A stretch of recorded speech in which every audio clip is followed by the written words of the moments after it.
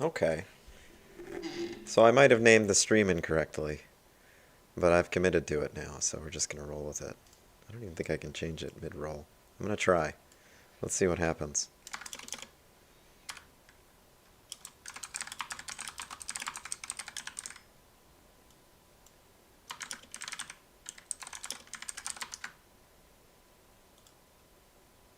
Did that explode? Did it break the internet? Let's see if I paste the link, if it continues to work. No. Just keeps the old name. Alright. Well, it should update, eventually. Anyway, you're in the right class if you're here for 129. It updates the video title, but it looks like it's going to take a little while before it updates it in the link chat. Try again. Let's try again. One more time. Gosh darn it. Nope. Alright, well, we'll roll with it. Either way.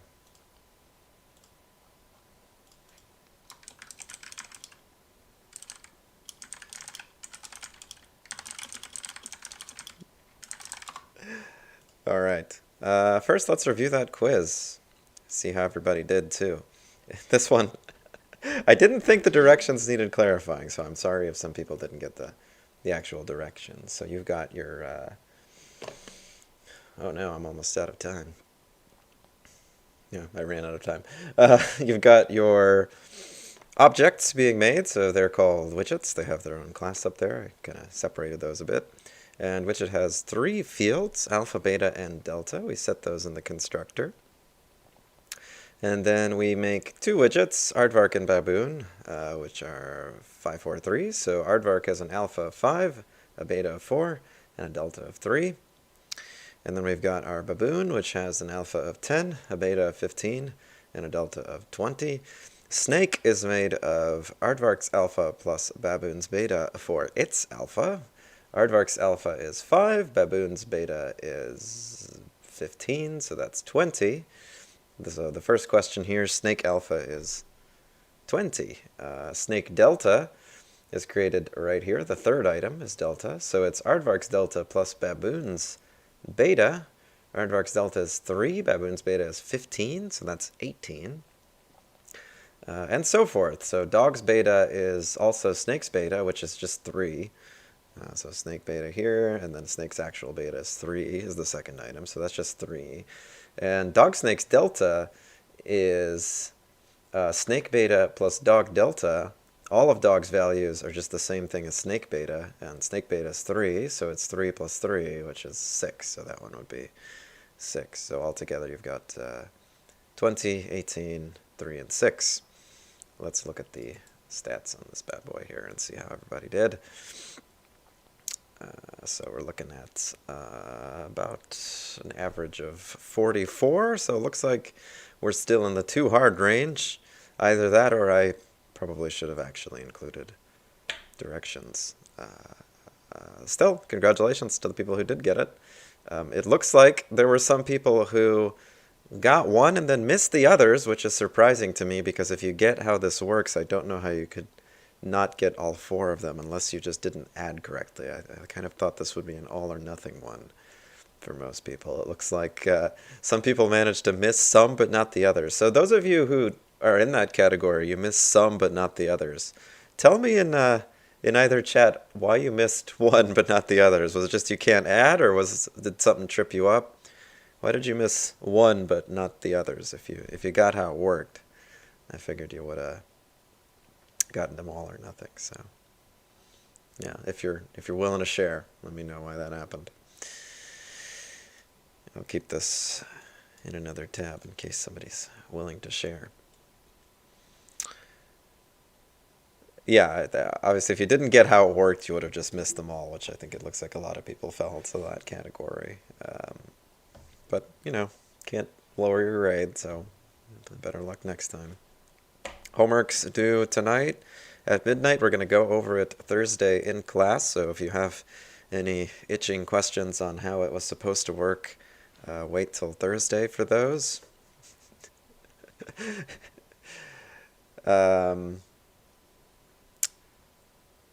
Still nobody telling me why they missed one but not the others. It's really odd that you would miss one but not the others. All right. Yeah, homework's due Thursday, today at midnight, and we'll go over it Thursday in class. So be prepared to go over it there, and you obviously have to have it in before then, regardless of any extensions I might give you. You have to have it in by Thursday. And then the other homework is already posted, but I've given you more time than usual. You have until Tuesday. So it's as if it was posted today, basically. I had posted it earlier for those of you who had already finished homework 1 in advance, but you have until Tuesday of next week to finish it. So somebody said they might have run out of time. No, because the first question is the one that most people got wrong. If you go look at the stats again, it's most people got the first question. Only 7 people got the first question right, but 9 people got the second one right, 11 people got the third one right, and 10 people got the fourth one right. So, I mean, this one, the 11th person there might have been by fluke, but how you could get the second one but not the first one, for example, is confusing to me, unless you just added wrong, which is the simplest answer. Go with Occam's razor there.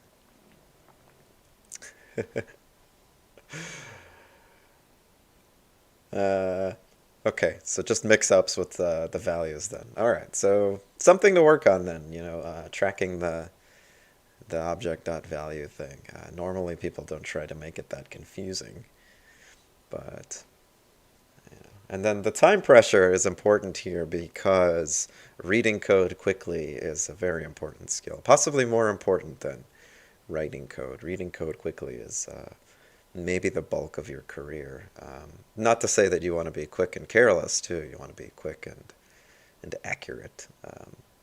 Reading code to understand it is probably most of what you do professionally, and then the actual writing part, only a small part. You might write 5, 10, maybe even fewer lines of code a day professionally, and then you might read 100, 1,000, who knows how many a day professionally. So the reading part, making that quick, will be useful, more useful for most of you professionally than the writing part.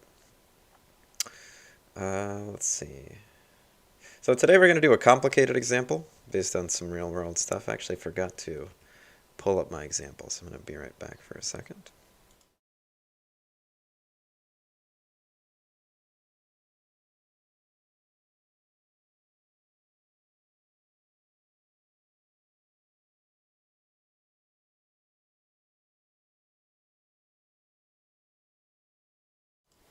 Okay, let's go and start this relatively long example. I've got a few things to show you that are not going to be super handy, so if you don't get them, that's fine.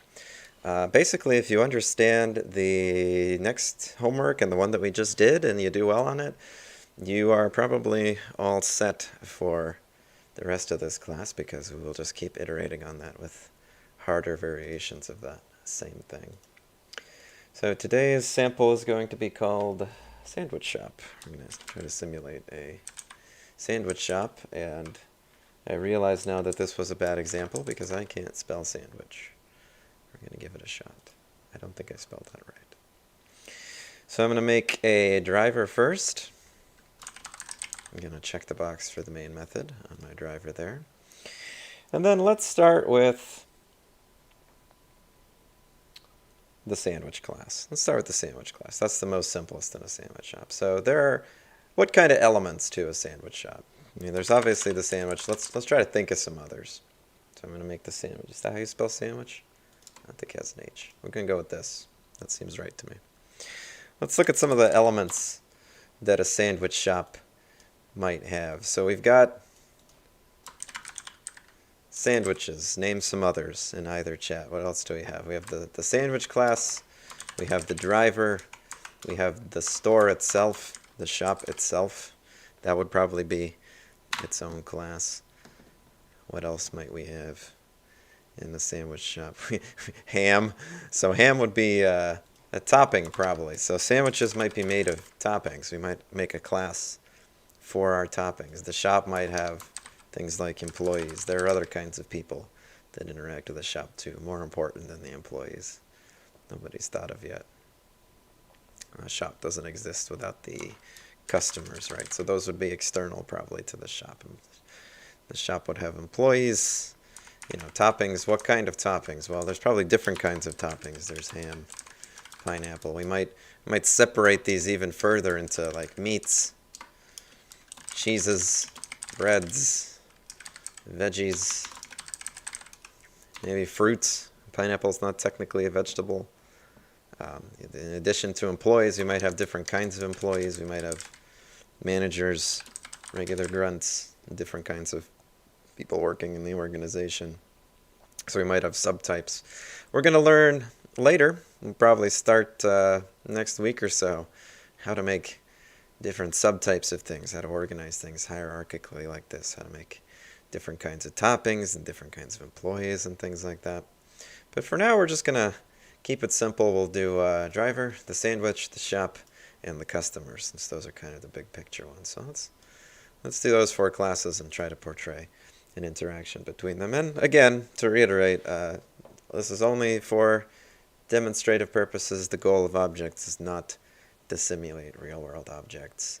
It just happens to be a helpful tool for understanding objects a little bit better, but that's not what we're trying to do. Sometimes when we're dealing with real-world things like people or employees or whatever, we might not necessarily have each different kind of object, each kind of noun in their own class. It's a good way to think about it. It's a good starting point, but the reasons why you split things up into objects shouldn't be clear to you at this point. So you might not necessarily understand it. The only reason that I've really demonstrated so far is when you need to make like a record and you want there to be different fields for that record. And that's, in other languages, better addressed by something like a struct or a tuple.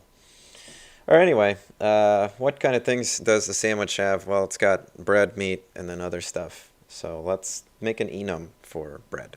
Let's say that bread is going to be an enum because there are only a certain number of kinds of bread. There's not an unlimited number of breads out there. We don't want to deal with strings for all the different kinds of bread that a user could input. We're just going to have a distinct number. Let's go with wheat, rye, and plain is our bread options here. So that's bread.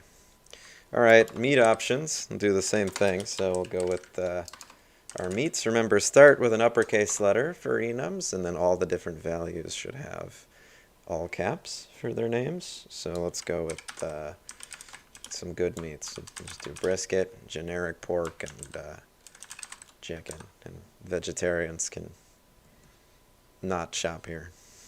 You're not welcome in our sandwich shop. So we're making a sandwich shop class here, and we've designated these enums. Does that mean that every shop must sell these toppings? Because there might be different stores, and they might carry a different inventory. So the answer is probably no.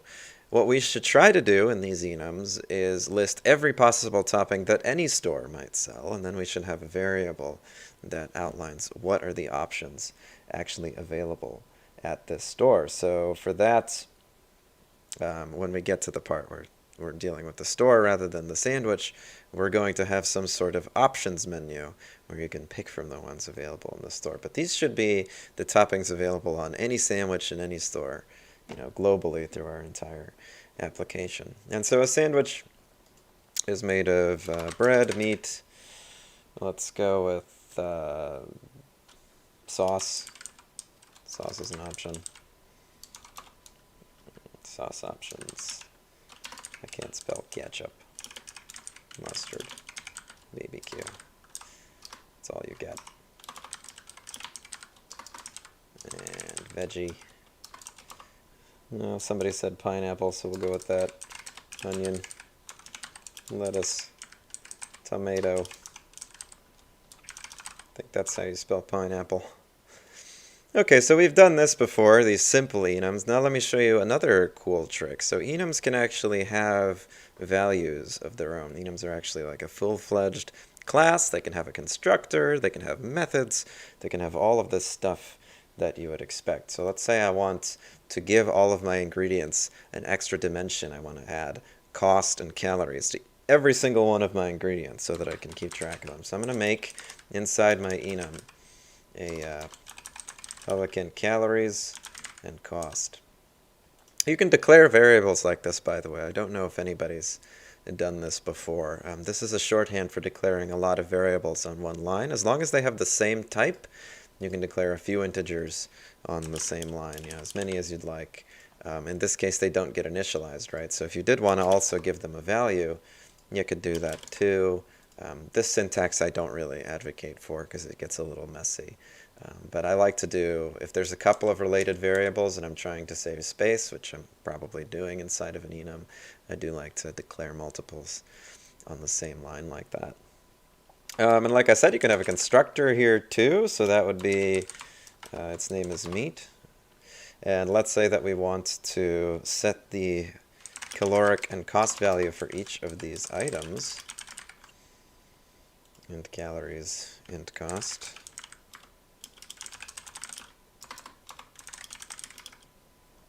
Oopsie. All right, and now it's complaining to me that there's a problem here because when I designated all the possible items, now I have to go back and provide the construct arguments there as well. So that's how the syntax works for enums. So for example, a brisket has 10 calories and 10 cost. Let's say pork is 10 calories and 5 cost, and chicken is 5 calories and 3 cost. So that's how I would go back and add the constructor values there. What do I have here? Oops, accidentally had public there. So the constructor for an enum should be private because it shouldn't be possible to create an enum outside of the 3 or however many options you have here. So it's not possible to create a new enum option after you've designated them at the top. So you don't use this feature very often, but it's helpful to know about it if you want to make a distinct list of items. So like I've made a distinct list of meats here, and you also want them to have a couple of values in addition to just having a name. This is how you would do it. So this gives you a distinct list of items, and they all have names. And you could also add methods here. Again, you could add something like this too, just for demonstrative purposes. You can have methods that return from an enum as well. Now notice that the this.calories and the this.cost, it refers to the fields at the top of enum. So between these two brackets, this enum declaration is basically a new class declaration of its own. So it's very much like the class declaration up here. So all of this stuff between those brackets, everything there, exists in a separate class, and we can't actually access it here. So let's say I had my sandwich. There's my sandwiches constructor, and let's say I tried to get the cost, right? I wouldn't be able to do that because that variable only exists between these two brackets. It's out of scope everywhere else. I could add it to the other toppings as well. Maybe I'll do that at the end if we have time, just so we can get the calories and cost of the whole sandwich. So if you wanted to quickly be able to get the calories and cost of the whole sandwich, you would have to add up all of its toppings, right? And to do that, the easiest way is obviously to have them be properties of the enums rather than having to do this big long if statement somewhere. Like if it's brisket, it's this many calories. If it's pork, it's this many calories. Let's set it up quick and easy. So I might do that at the end. All right, so we have our enums. Now we need fields that actually store them. So I've got my bread.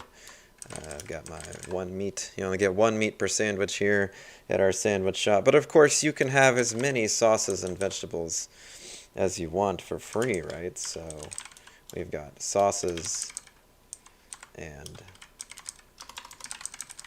veggies as well. So those would have to be arrays rather than individual items. Of course, you can have as many toppings as you want at our sandwich shop. So what do we take in our constructor? Well, you're going to have all these values. So we're going to have to take a bread. We're going to have to take a meat. We're going to have to take a sauce array.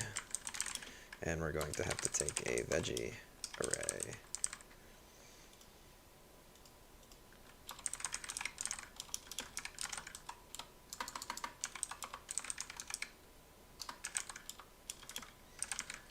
I have seen a lot of people who come in for office hours, they end up typing this dot and then they still type out the whole word use the autocomplete.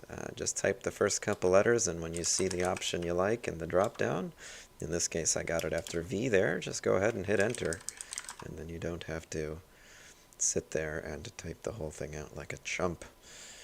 Okay, so this creates a sandwich with the designated toppings.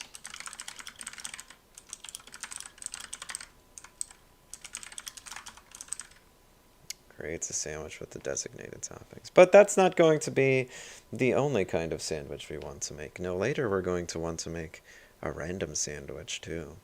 So while we're working on some of the other stuff, think about how you would make a sandwich with randomly chosen toppings from the options available here. How do we pick a random bread, a random meat, some number of random sauces, some number of random vegetables? Make a sandwich with those things. Somebody asked how I made the comments so quickly. So when you're above a method, when you're on the line directly above a method, if you type /*, everything turns blue and you get a little error until you hit the enter key, at which point it goes and fills everything in for you. Gets all the params and everything. So I like to do that as soon as I've determined what the return type and arguments of a method will be. Because if you change the return type or the arguments, then obviously you don't get that @param or @return. You'll have to do another comment. Let's look at that in a second. With the designated bread, meat, and meat. Bread, meat, and toppings. So let's do, to demonstrate that, let's do a toString method. I'll make a mistake here, and I'll accidentally make it void. Actually, it doesn't like that, obviously. So I'll change its name for a second. So I made a mistake there. I've made it void, and then I've generated my comment with the /*.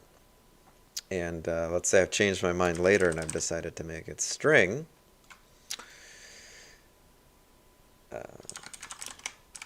Just something to make it return properly.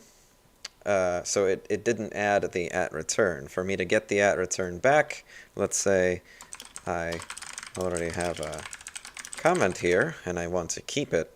I would have to copy everything that I want to keep. So I just copy that to my clipboard and then delete it. Regenerate the header, which sometimes you need to hold off a bit there. Hold on. Okay, really not playing nice with me today. Try giving it something else to work with. There we go. And now it regenerated the parameter and the return. I can paste my comment back in there. So somebody asked what the @param does. So when you hover over, let's say, sandwich, the parameters are all listed here in the description of a sandwich. And the return type, if you have one, is also listed. So we have parameters and we have return. And if you want to say something particular about a parameter, you could do so. So we could say you only get one meat option in our meat description. And that comment, the comment about the parameter, will actually appear down there with the parameters. This is really useful when you have something specific to say about one of the parameters that's provided. You'll see this a lot in the Java documentation. Let's look at one example. System.arrayCopy is one of the more complicated methods. So if we hover over its description, first of all, it's quite a long description. Then they do this. They say some different exceptions that you might get if you accidentally provide the wrong values, and then some other stuff that you might need to know. So it's a very, very long description overall. I mean, many, many paragraphs of all different kinds of things that can go wrong. But then in the parameters, they have a simple description of what you need to provide. Source is the source array. Source position is starting position in the source array. Dest is the destination array. DestPos is the starting position in the destination data. So all these comments here are quite helpful. Comments here. So if you have a parameter that needs a little bit of clarification, clarify it. That'll help you get that extra credit on all the homework assignments for good documentation. And always make sure that you write a big picture summary of every method in its header there. Somebody asked how do you document just a single line if you want to just say something in the code. So obviously // works, a single line comment. And then if you want to do a longer one, /star, and hit enter, and then this is a longer comment that might span several lines. So I'll do that frequently as well.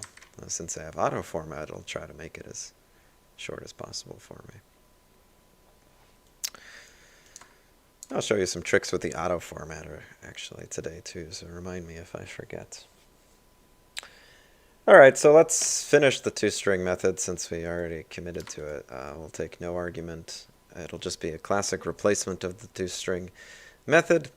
Remember, if you're overriding the existing one, you get this little arrow there that indicates that you are overriding the built-in toString method that comes with all objects. So how do we, again, the param and return is wrong here, so I'm going to regenerate this header. How do we return this sandwich in string representation? Returns a printable string.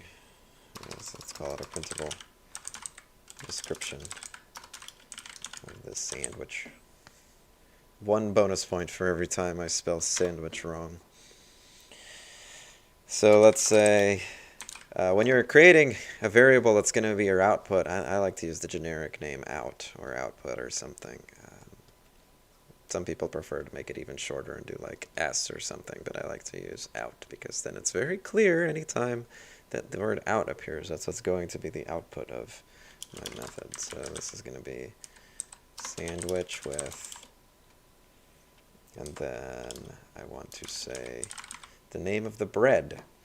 Remember, you can just print enums by using toString, bread.toString,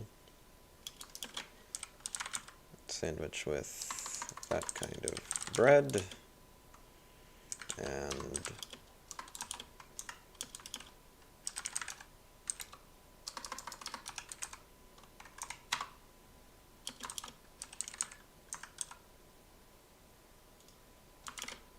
there we go. That's a long description of the bread and the meat. But the vegetables and the sauces, there might be more of them. Another thing to point out here before we move on to getting the vegetables and the sauces is that if you have an enum that has methods like this, you could also add your own toString method to it. You could have your own toString method for your enum. Okay, and then you might return something that's not just this kind of all uppercase letter thing if you don't like that for readability purposes. So a lot of people just do that. We could add that without really any further, impact. We can just add it like that to all of them as we go and change it to whatever we want. So let's say I just wanted it to be lowercase. I just wanted it to be lowercase. How do I get it lowercase? Well, it would be something like this. We would get the string from the enum using this, which is confusing. Let's think about that for a second. And then we could go with to lowercase using the method there. So I'll just try that out for the sauces. Okay, what does this mean in that context in either chat? What does this mean inside the context of an enum? What is this .toString in that context? This is confusing. And this won't come up much, so don't worry about it if you don't get it. But what does this mean in that context? It does not refer to this sandwich. It actually refers to this meat. Because again, we're in a different scope completely when we're inside these two brackets. This is basically its own class declaration.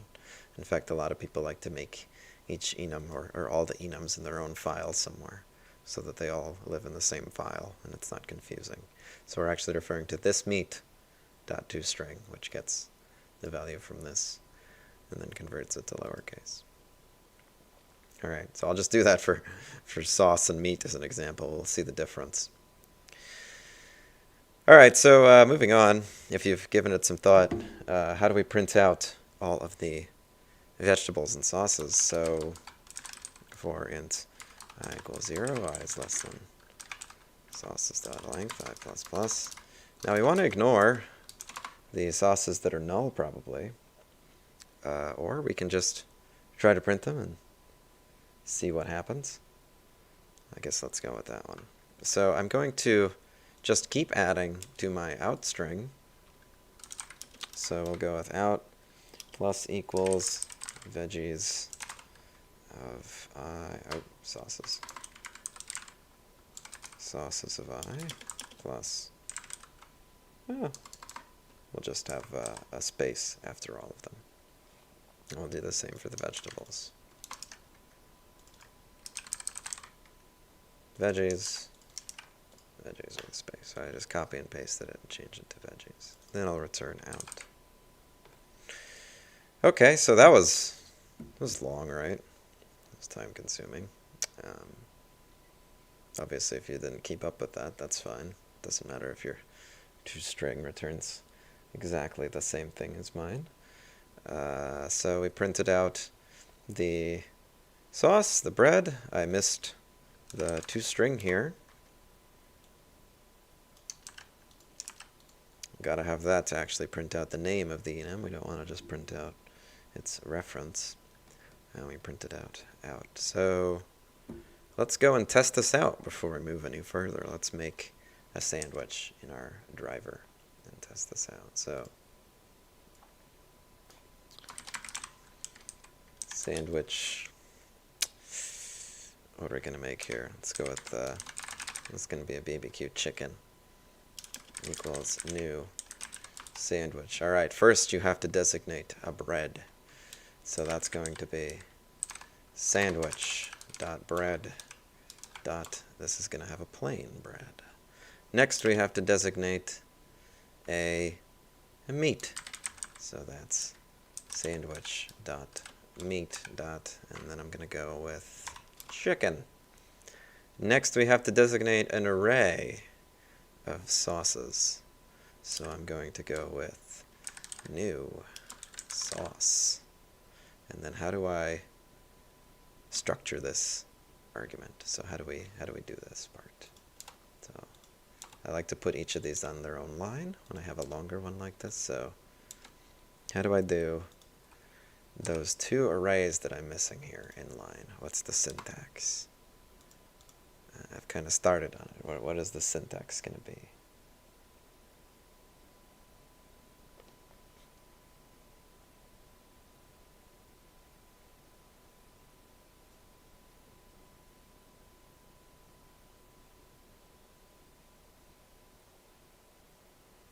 New sauce, and then curly brackets, and then all the sauces that I want. So if I just did sandwich dot sauce dot BBQ, let's see if that would be cool.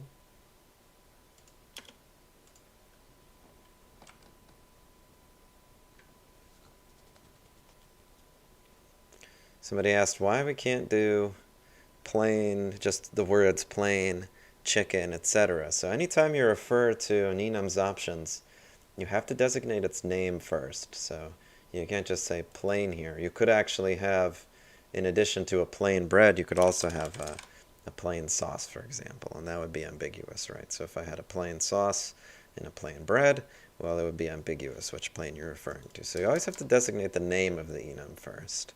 And then one of those things that's just a little bit annoying about Java is that enums are unique to the class that you declare them on. So if you want to access them from another class, you need to also put that class name in front of it. So in this case, that's why I have to put that extra sandwich keyword in there. Now we can avoid that by importing, which is what's going to be recommended here if you leave it like that. If we import the sandwich shop class at the top, which was again, if I just typed bread.plain and then took Eclipse's recommendation to import sandwich shop because it sees that there's a bread enum in another file in this class, and it figures, okay, you probably want to import that, which is the right decision here. Then I don't have to say sandwich every time. That's real convenient. Well, that's real convenient. Let me finish with my declaration here. New sauce, new veggie. Say veggie dot lettuce, and you get onion, and pineapple on your barbecue chicken sandwich. So that's not quite right still for the syntax. Anybody else have an idea how to do this inline declaration, make the new arrays and everything? How do I do that? Make a quick array inline as an argument. This is something you'll want to do a lot, because we could do it on its own line, right? We could do like veggies equals new veggie, and then say veggie dot onion, veggie dot pineapple. We could do that. We could do that, and then we could specify it as an argument down here, right? But then that's an extra line. It's confusing. How do I do it just inline so I don't have to have this extra line there? The syntax I want you to be familiar with, because I'll use it fairly often, declaring arrays inline to save some space.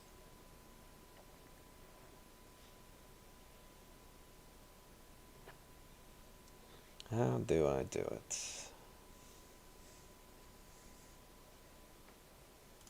Any other guesses besides the new sauce with the brackets, all the sauces I want? But the reason I want you to get this down is because it's actually quite easy, and once you've gotten familiar with it, you'll find it much more convenient than this approach where you have to make the arrays separately. So what can you do to quickly get the array declared on the same line there?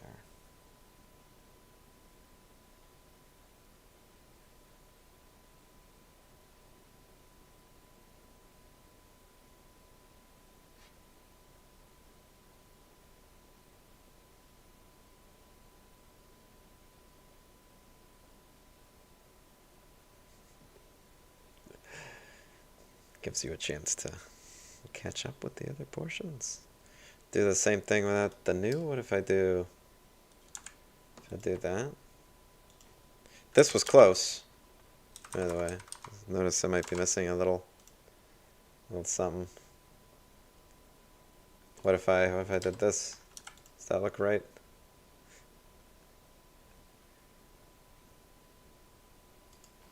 New sauce equals? No. It's happy with this, so take that as a guide. It's pretty similar.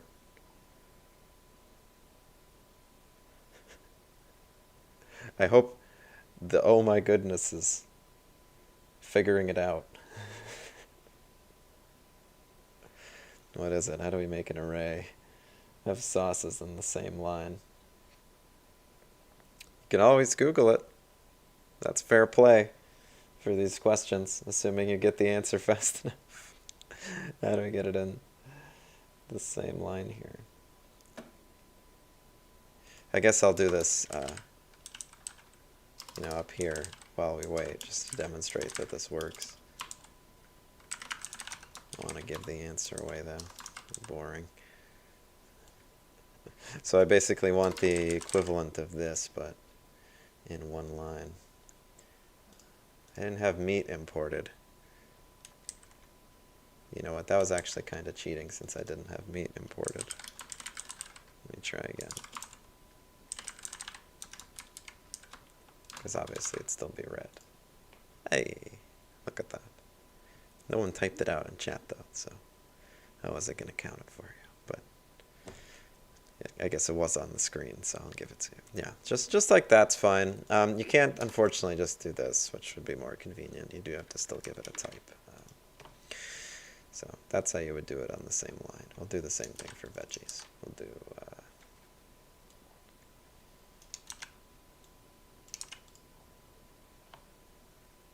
oh gosh, what have I done? Oh, not a sauce, it's a veggie. Okay, there we go. So those are the same as what I had earlier, where I used them in the line before. So if they're just throwaways, and they usually are, it's not like we're going to need a reference to the veggies or the sauces again. Then you can do it with these inlines here, and that's no problemo. Much shorter. All right, so that's the barbecue chicken sandwich. Now let's do the barbecue chicken sandwich 2-string and see what we get.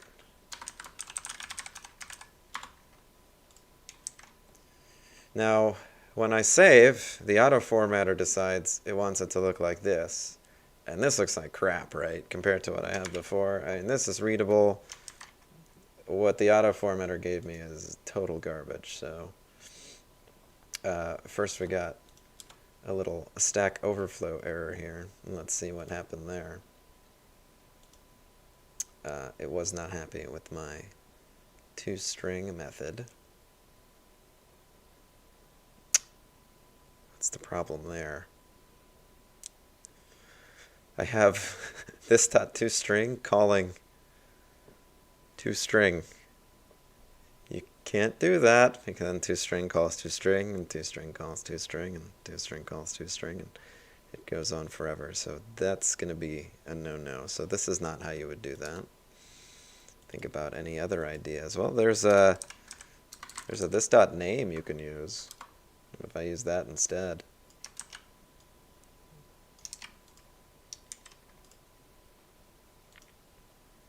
I mean, it compiles, so that was fine.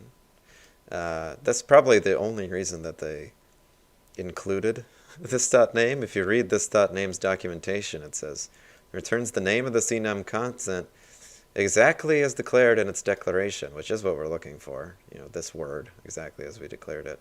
Most programmers should use the 2-string method in preference to this one, as the 2-string method may return a more user-friendly name, which it does because we made it do that.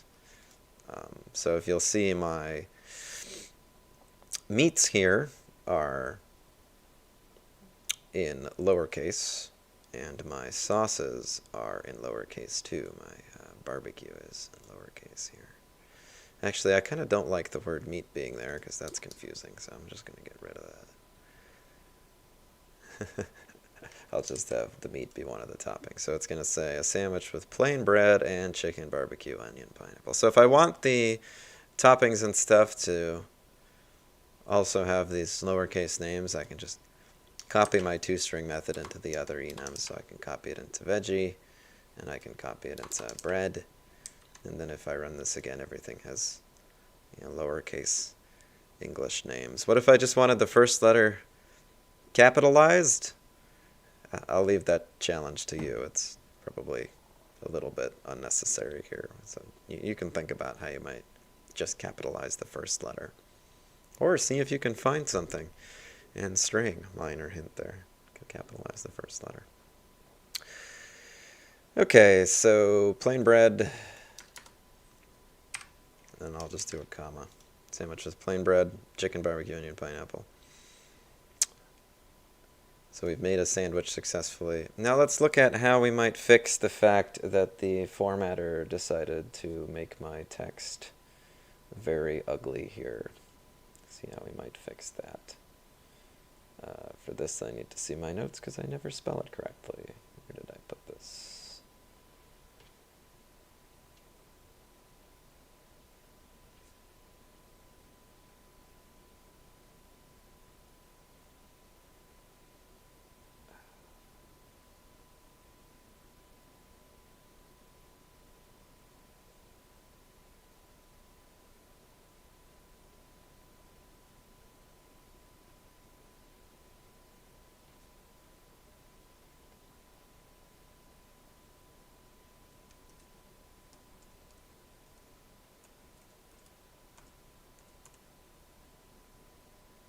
I might have to go with spelling it. I think I forgot to put it in my notes. Okay.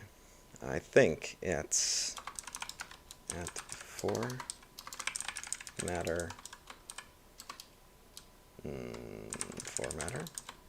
off. Let's see. At formatter on.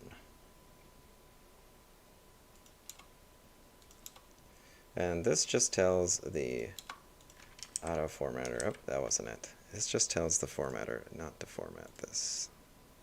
Find that real quick. Oops.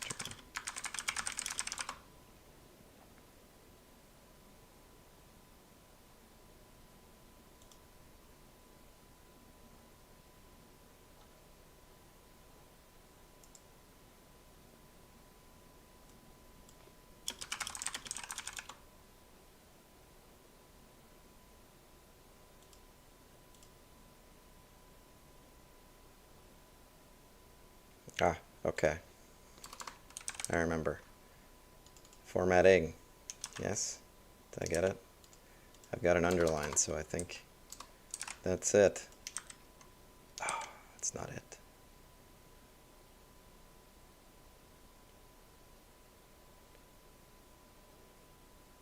Is it the wrong number of T's?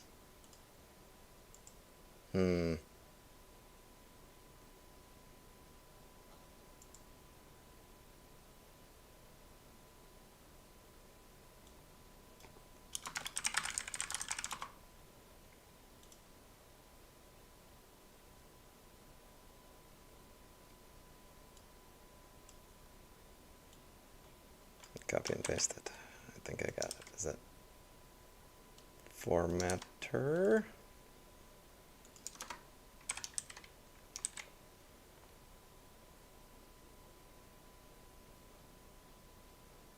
Okay, I think I haven't configured it. I think you actually need to configure it separately in Eclipse now. Let me look into that. I don't think I have it on this install. But I'll show you how to do that next time. So remind me. There is a way to turn the formatter on and off just for specific blocks of text so that you don't have the auto formatter mess it up as it's done for me here. And it should be, if you have it enabled, one of the tips in the at menu. So the fact that I don't have it is probably indicative of the fact that I don't have it enabled. Yeah. All right. Well, it'll just be ugly for now, moving on. Now, if you want to undo just one thing the auto formatter has done, you can always just undo. So after you save, if you undo, it will undo the formatter's formatting. But that's not, so you can't just keep doing that every time you save, and that's not really sustainable. So eventually you have to figure this out. All right, so that's pretty much it for sandwich. We can make a sandwich, we can print it to the console. Let's move on to the shop. I'm going to call it store. It's going to be the sandwich store. Okay. So there's the store. And remember I said when we were thinking about how to make it that the store would have to have some number of different toppings that it has on offer. And then we would have to sort of pick from the ones that are available to us there. And then it would also probably have to have like an inventory of sandwiches maybe. So let's just do that first because we're pretty short on time here already. Let's just do an inventory of sandwiches.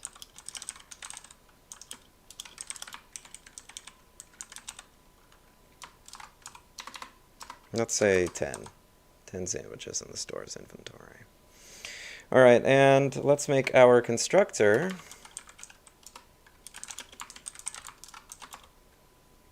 Okay, and we're going to create 10 sandwiches.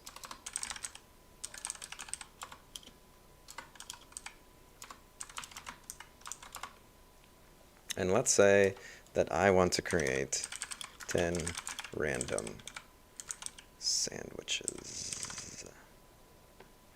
Let's see. Yeah, what somebody posted to Discord is the right answer there. That's right. You got to go to the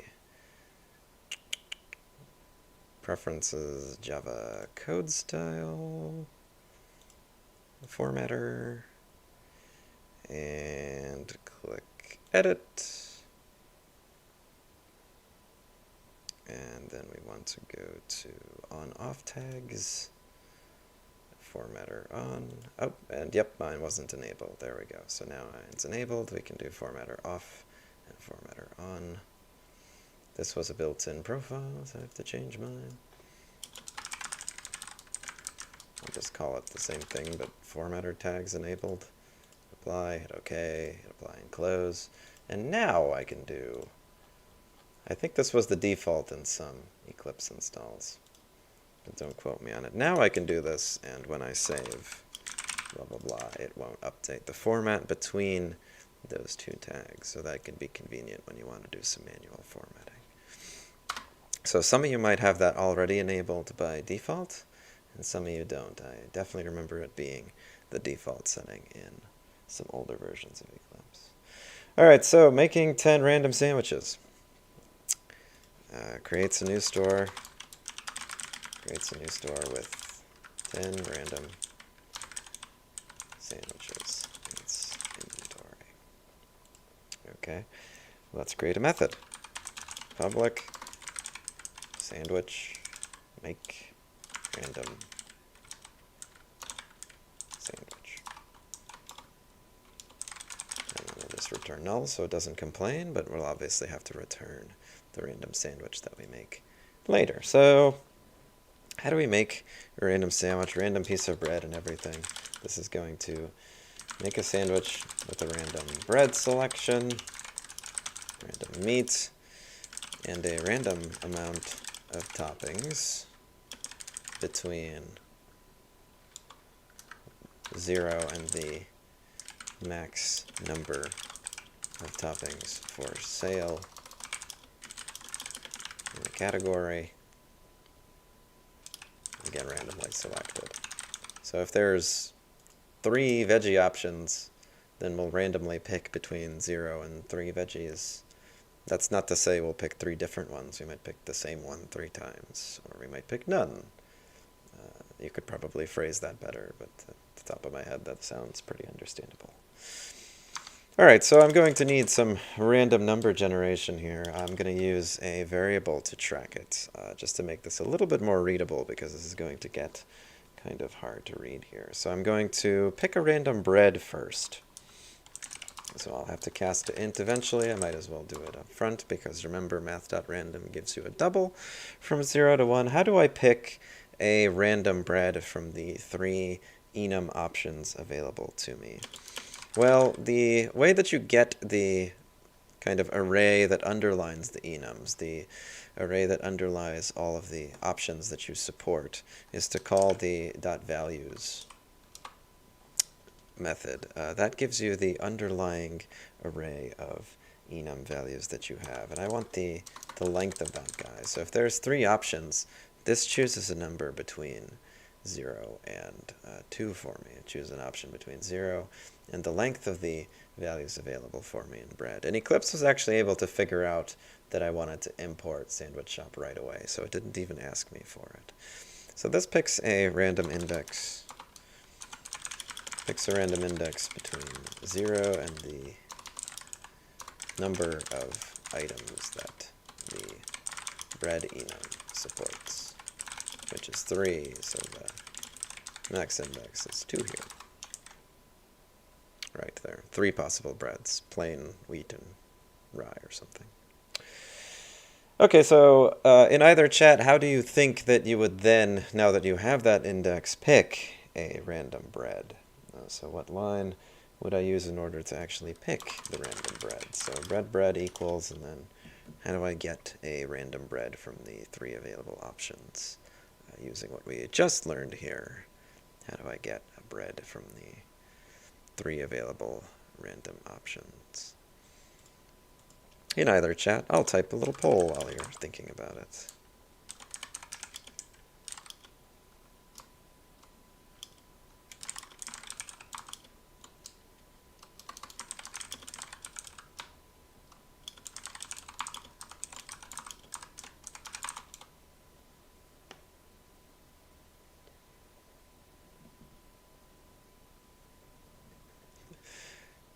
But still answer that question in either chat. How would you get a random bread? So most people say enums are useful. I agree, but a lot of people just avoid them too.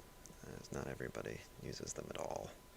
Some people prefer to just not bother and use an array of strings or something, and maybe this is one of those examples of why, because you get into this kind of weird syntax when you actually have to do anything with them.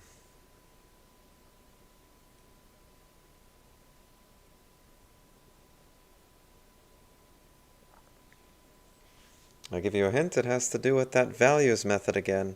If you hover over what the values method does, it doesn't tell me anything. That's not useful. So, looking at the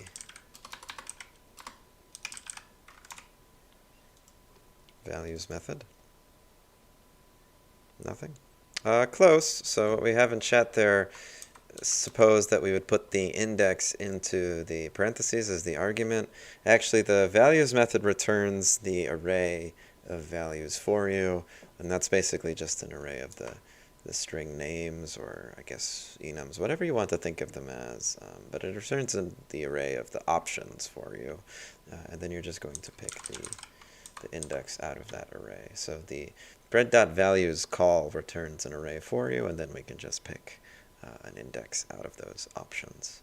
So close for the answer in chat there, but we're using the square brackets instead. Yep. So just remember that bread.values actually returns an array for you. That's why we had to do .length up here in order to get the number of options that the enum has. And then we picked a random one out of there. So we're obviously doing the same thing for meat.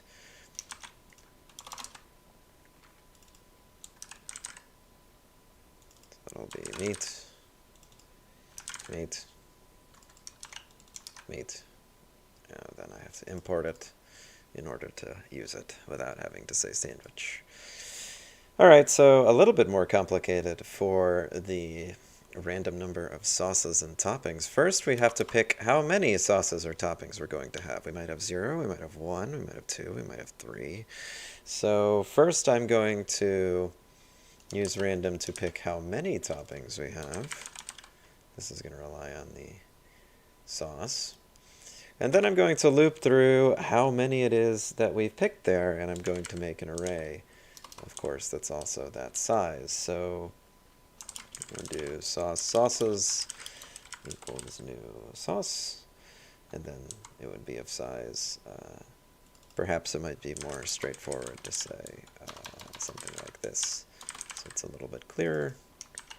Rather than recycling random again, I'll say that it's going to be at least that big. So we could have 0, 1, 2, or 3 sauces, because there are a total of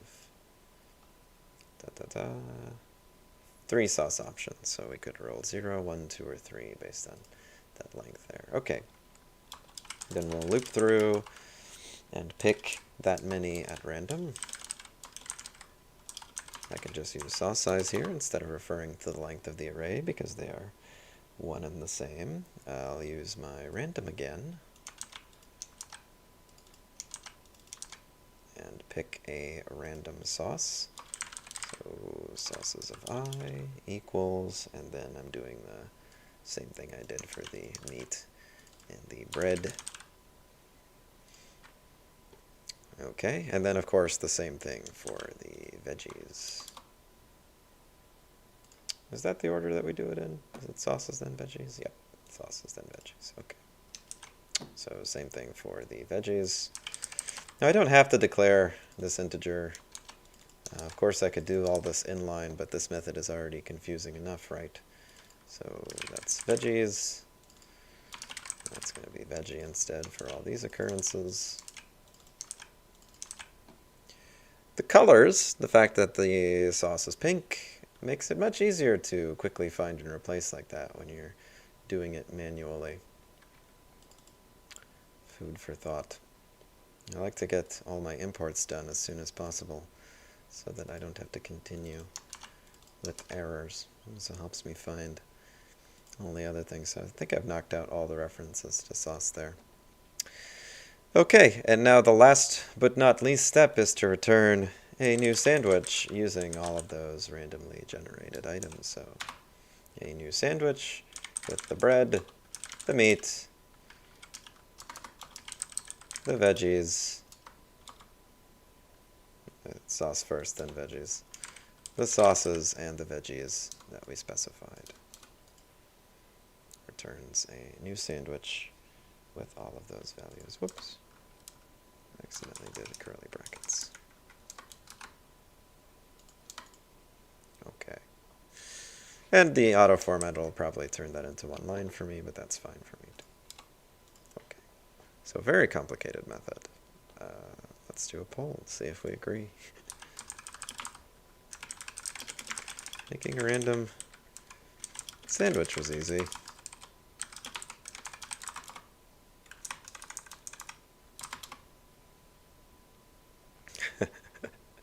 So don't be afraid to have to do very large blocks like this to properly instantiate your objects, hopefully it doesn't end up this crazy, but when you have an object like the sandwich here that has 4 fields and 2 of them are arrays, you're going to expect a certain level of complexity in order to successfully make it.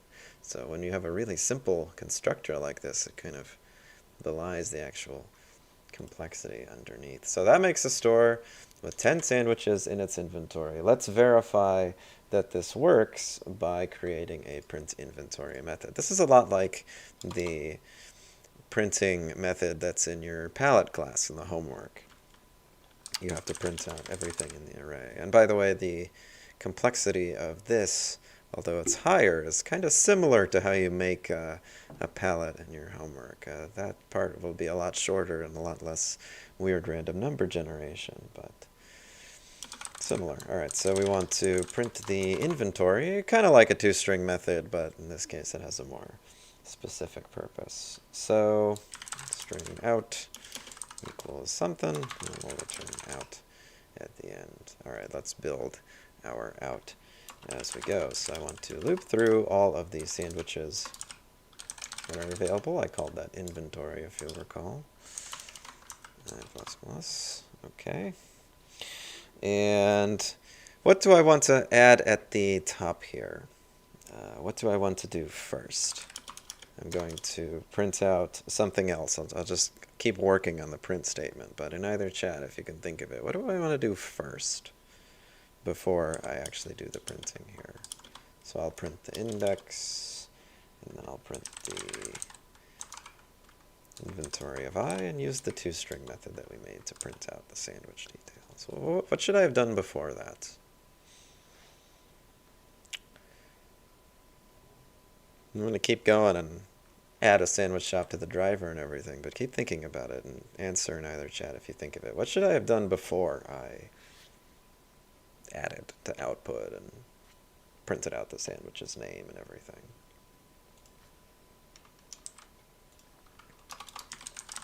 So we'll call our store Mr. Sandwich, the only acceptable name for a sandwich store. Okay, and Mr. Sandwich will print its inventory. Whoops. I'll call it print inventory.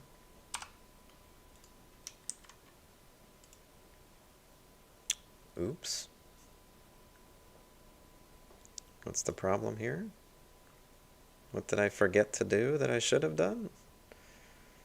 Didn't have an answer yet. The real mistake, by the way, is that I forgot to actually make the 10 random sandwiches. So we'll fix that too, but what should I have done here still? What's important to do anytime? Anytime you access an object's properties and there's a chance that it can be null, which in this case it's definitely going to be possible, we should have done a null check. So we should have made sure that inventory of I was not equal to null before we attempted to access the toString method of inventory of I. And if it is null, then we'll just say something like sold out. Say sold out. Okay, so yeah, always do a null check when there's a possibility for it being null. Now, of course, I won't have any of them be null by default. Inventory of I equals make random sandwich. Okay, let's run this again and look at our random sandwiches. Well, nothing printed, so that's not great news. First of all, I forgot to actually enclose this in a print statement. So that would help. Try again. They're all on the same line. That's gross. So, last thing we're going to do today is put them on different lines, and the easiest way to do that is to add new line characters to your strings. The new line character is simply a backslash and an N. This is a character that tells the console to start a new line. So I'll do a little dash N there. start a new line after sold out. And if we run this, we see that now everything gets to be on its own line. So if you want a string with built-in line breaks, you can use -n to accomplish it. That's all you got time for today. We'll work on Sandwich Shop some more after we go over the homework next time. And then next week we'll get into working with graphics for real. We might go back to Sandwich Store down the road and try to actually display it to the screen. See you guys next time for an even harder quiz.